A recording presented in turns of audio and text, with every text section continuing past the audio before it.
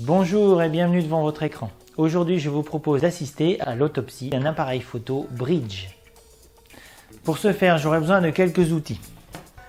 Une boîte de tournevis de précision, des pinces de différentes formes,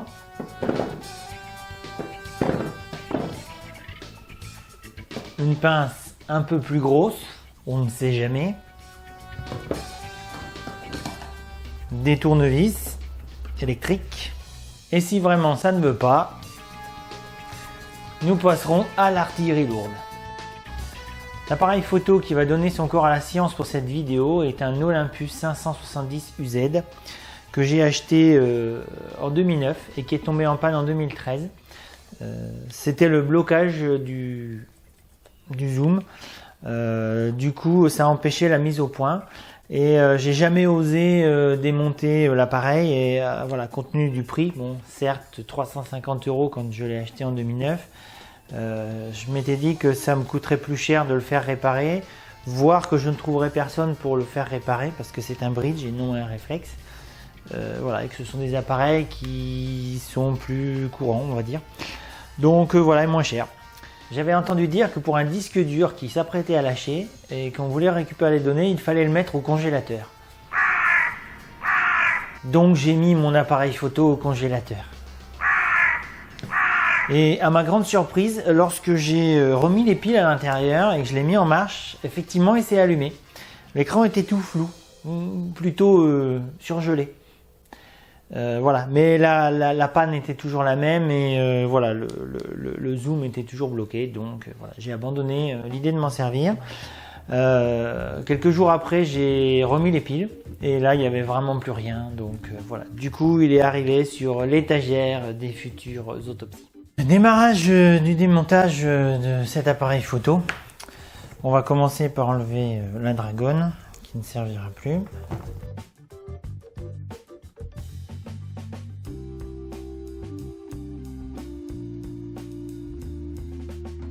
Une découverte des vis. Désolé, hein, j'ai l'autre caméra à côté. Donc la dragonne est maintenant enlevée. On va pouvoir commencer à utiliser des outils. Donc enlever les caoutchoucs.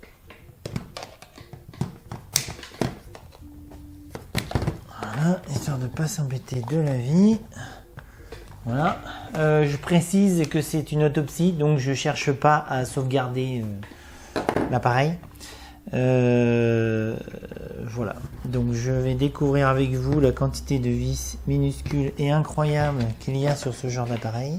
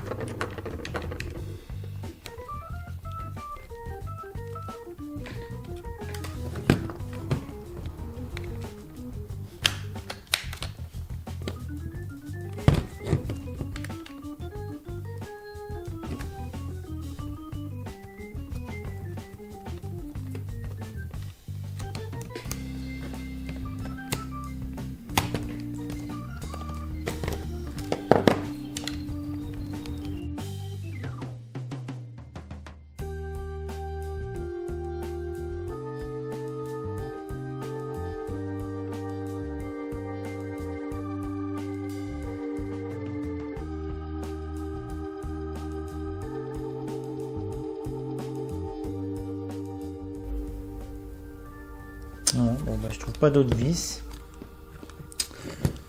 Donc c'est à partir de maintenant où on commence à utiliser les outils un peu moins en douceur. Voilà.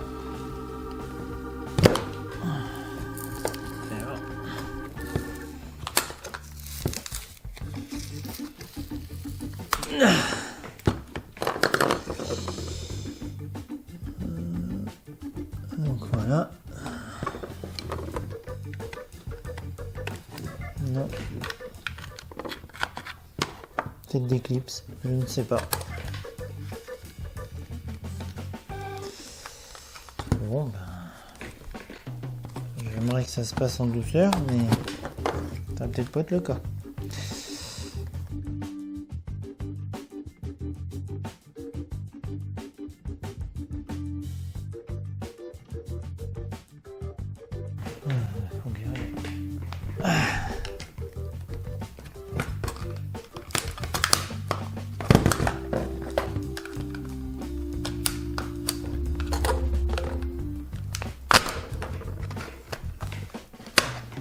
Bon.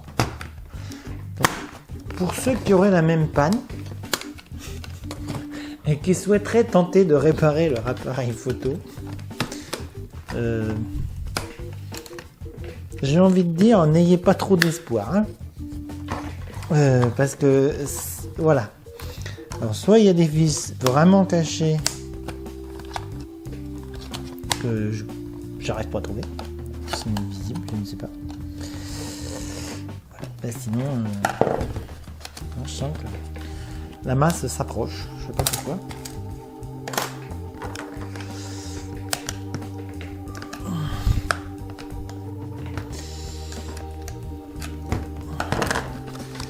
Bon ben on va y aller franco.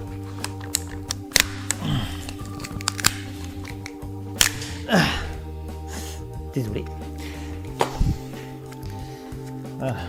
Bon. Je vois toujours pas de vis. Ah, il y en a une là. Bien cachée.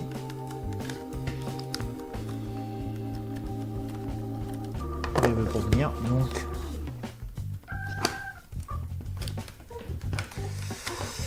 Ben, quand ça veut pas, ça veut pas. Hein.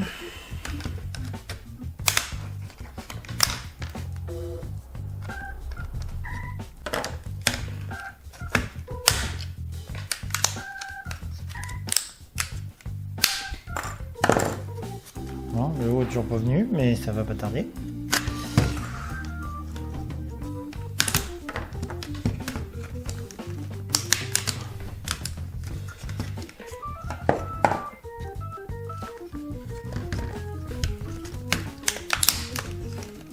J'ai l'impression d'ouvrir un crabe au niveau du son.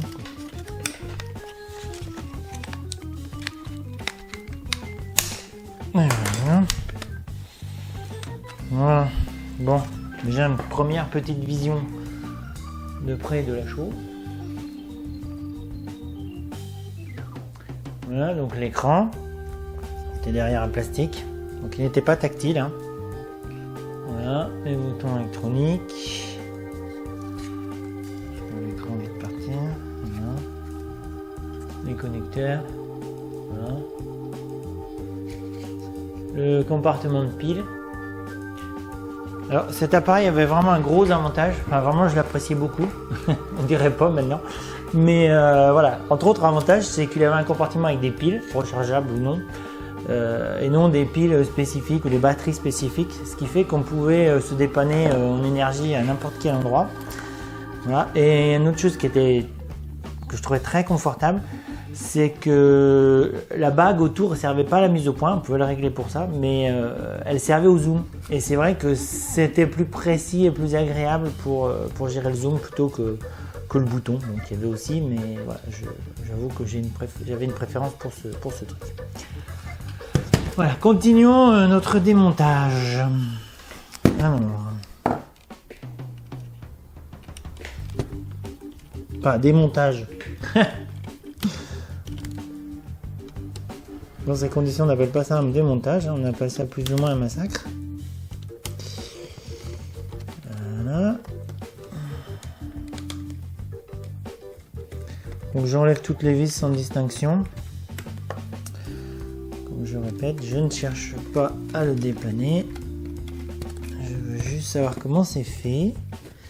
Et éventuellement, je trouverai peut-être la panne de ce zoom là, qui s'est coincé. Peut-être pour une raison mécanique. Voilà. Donc à l'arrière, il y a les petites nappes de fil. Donc si jamais vous avez ce problème là que vous souhaitez réparer, donc mis à part les premières vis où j'ai eu un peu de soucis, voilà, vous avez des nappes qui se déclipsent en principe assez facilement. Voilà, moi avec mes gros doigts, c'est pas ça. Voilà, bon, l'écran, peut-être qu'on peut en faire quelque chose d'autre, je ne sais pas. Voilà. Donc la plaque électronique, il y a même la pile ici pour une pile lithium qui doit servir à la mémoire de l'appareil. Voilà, qui est collée.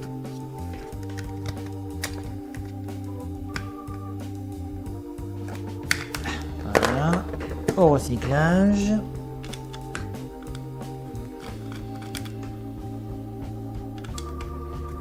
Voilà. Je pense qu'un appareil photo, ça vaut un certain prix, en partie parce que ça doit être assemblé à la main. En tout cas, j'imagine mal des machines assembler tout ce genre de petits matériels. Je dis pas que c'est pas possible. Hein. Voilà. Oh, putain.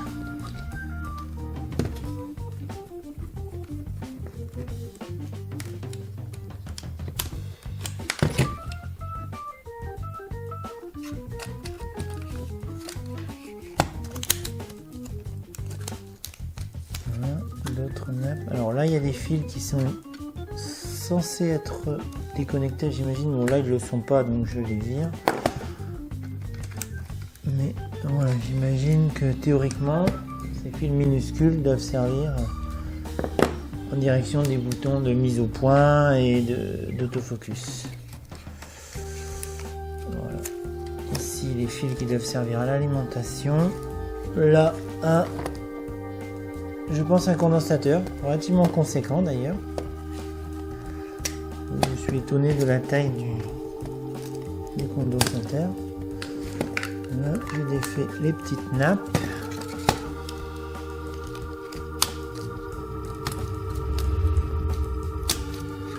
Voilà.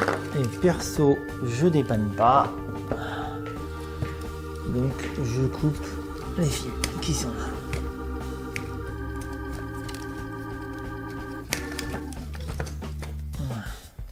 Bon, j'espère que vous n'avez pas trop mal au cœur. Hein. Voilà. Donc,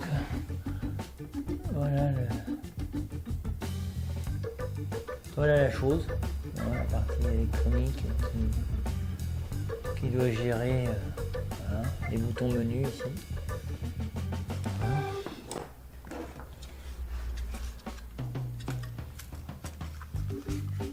Et là, on avance vers l'optique et vers le capteur. Voilà. Alors là, un petit mécanisme, un petit moteur. Voilà. Avec ici un moteur à vis sans fin, donc un moteur de réglage. Donc c'est peut-être le début du coupable du zoom, parce que quand je le bouge, je perçois que le zoom bouge. Oui, voilà, effectivement. Voilà. Donc, quand on bouge le zoom, voilà. Quand on bouge le zoom ici, ce moteur ici bouge. Donc voilà. Donc déjà, je pense que c'est un premier indice. Voilà. Là, je viens de rentrer le zoom entièrement. Voilà. Ce qui n'avait pas été le cas depuis des années. Il était resté coincé. Voilà, bon déjà on a un premier indice déjà pour regarder si dans une certaine éventualité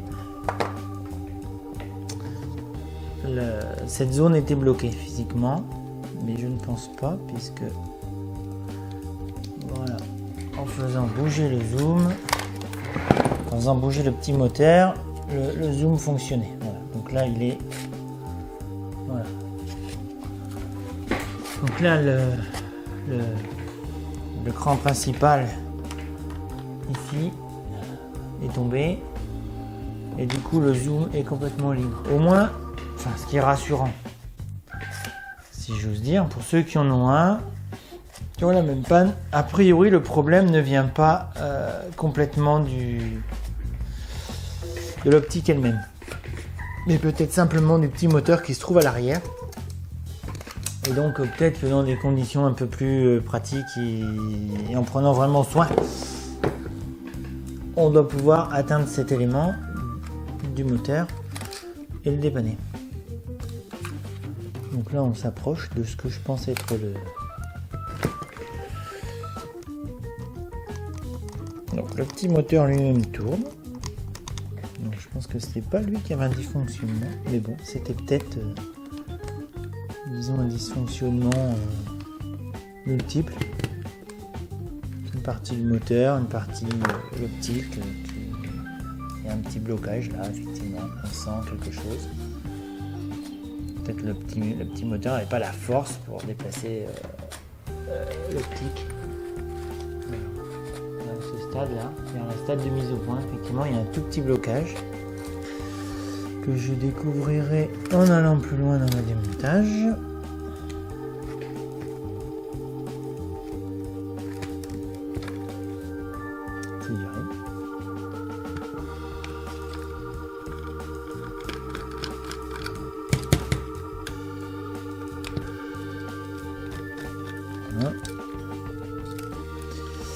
Ici, voilà, il y a une vis ici, là. Donc cette vis là, elle est sur un système de cylindre bloc. Donc je pense que c'est une des vis qui sert à tenir le zoom, l'optique. Elle est isolée physiquement du reste.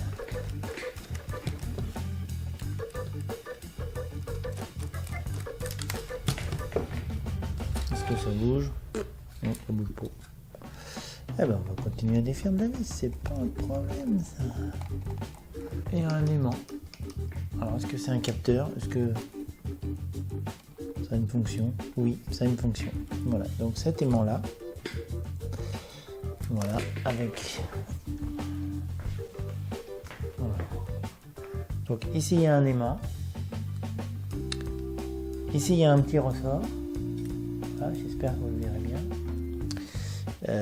Et cette zone là bouge, voilà, entièrement. Donc en fait c'est sur cela que doit être posé le capteur, et c'est ça qui bouge en permanence pour permettre la stabilisation du capteur, pour éviter les flous de bouger, des choses comme ça quand on fait les mises au point. C'est quand même sacrément bien conçu. C'est petit, c'est difficile à dépanner, mais c'est bien conçu. Des fois, les boulons sont sous les boutons. Non, c'est pas le cas. Désolé.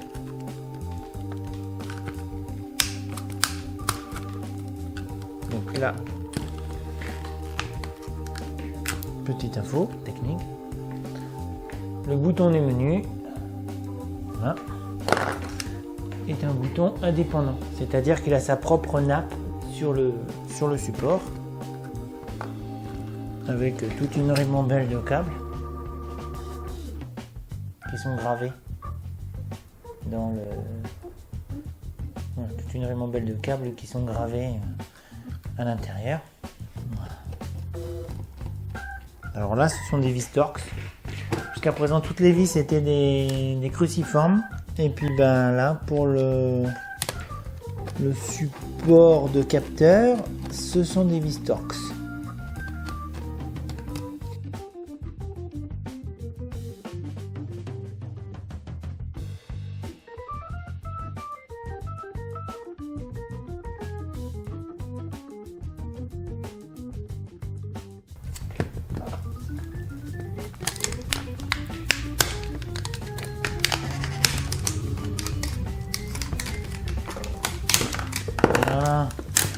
suffisait de demander poliment. Bon, j'ai un peu massacré le truc, hein, désolé.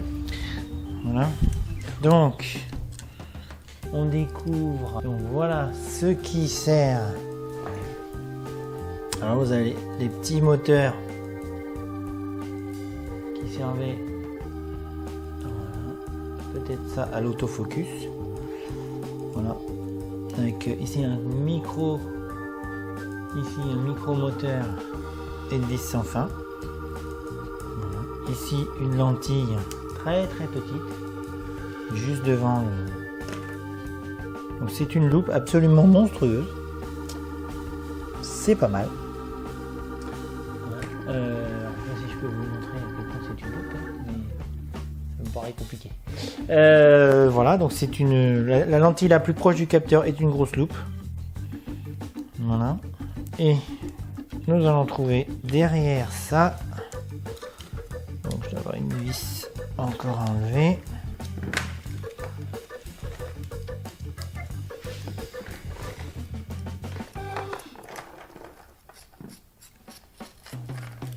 Voilà. Derrière le support de capteur qui est stabilisé. Voilà.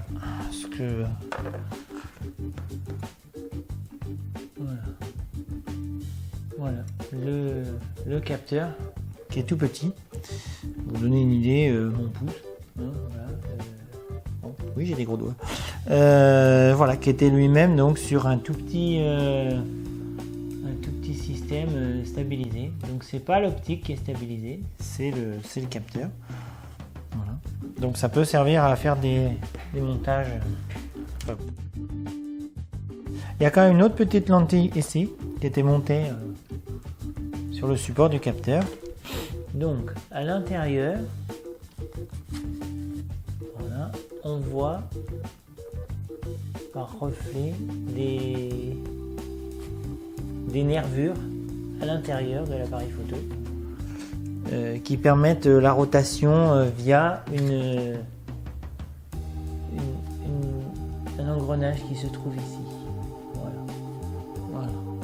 Donc je vais continuer le démontage en cherchant le maximum de vis.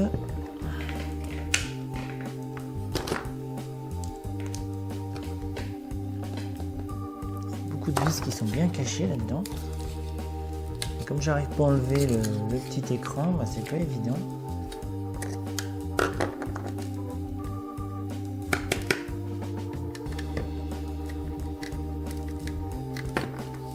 Bon bah je vais y aller franco, hein, désolé.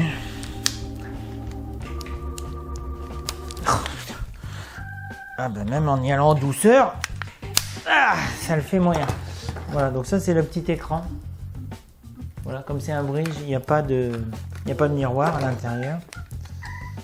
Bon, sur cet appareil là, l'écran effectivement il donnait pas envie d'être utilisé, hein, parce que la résolution était assez déplorable. Voilà, bon, depuis j'ai compris l'utilité. Mais bon. Voilà. Donc je continue à démonter ce qui je pense tient le zoom.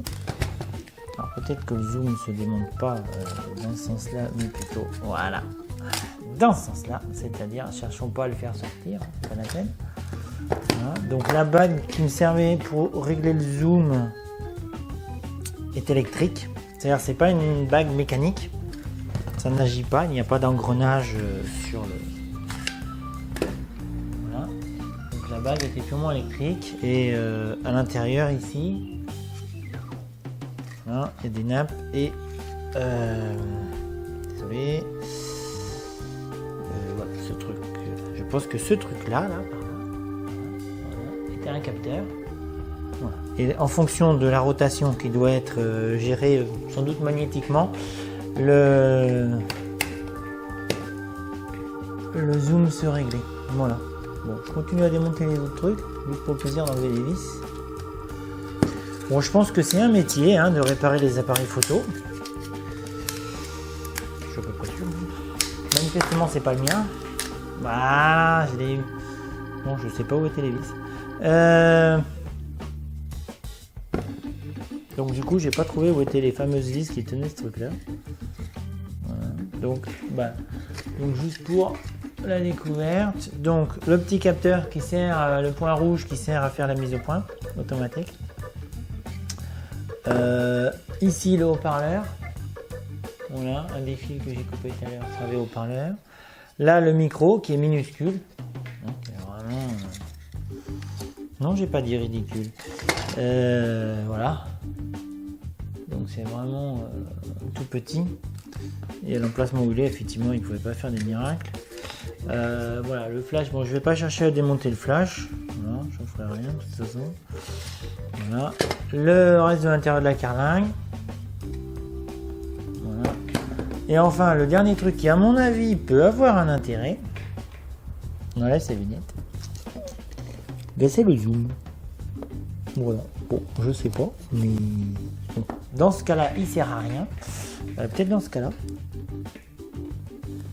Oui, oh que c'est beau. Alors voilà, là je pense qu'on tient un truc.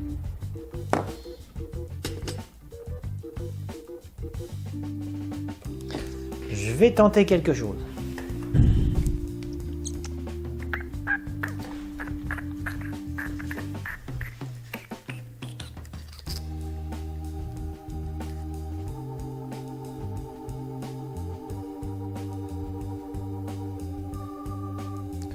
Voilà, donc mon idée en fait,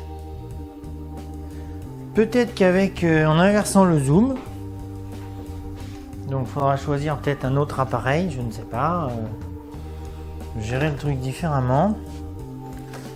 On peut peut-être imaginer, voilà, voilà, bon. Avec quelques exercices quand même, pas mal de lumière. Je pense que je peux en faire une optique super macro. L'autopsie de cet appareil photo est terminée.